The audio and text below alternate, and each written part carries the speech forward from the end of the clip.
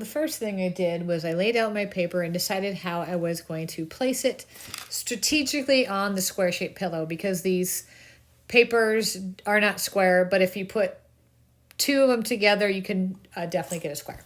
So what I did was I grabbed the water and I started tearing the edges because I wanted to get rid of the white. After I got my one sheet finished, I grabbed the other sheet because I needed to figure out how I was going to use the other sheet, because I knew I couldn't put the whole sheet on it.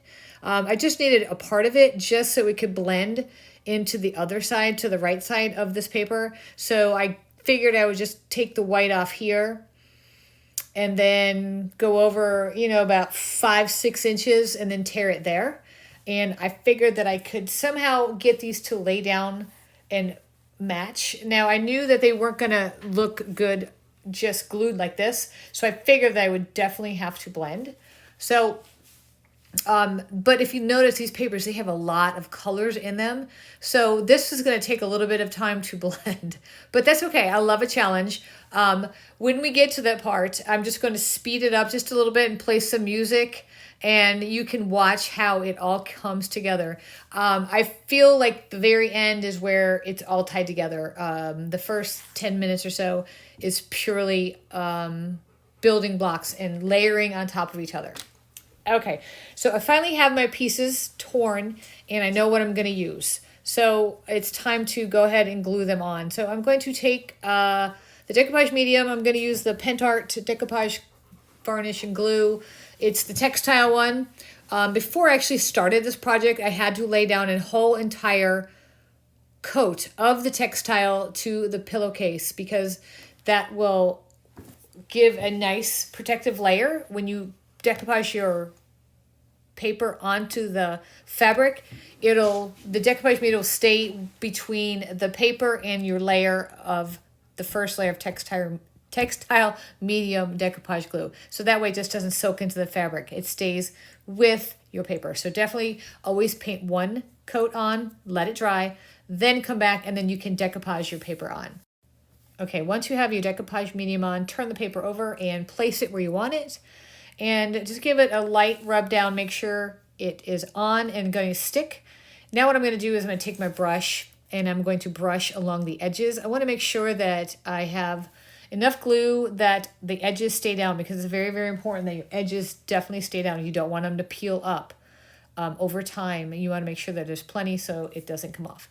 After I do all the edges, I'm going to give the top a nice, even, thick but not too thick coat. I want to make sure that this is on and is on forever. Okay, so once I have that on evenly, I'm going to go ahead and do the same thing to the other piece, the extra piece.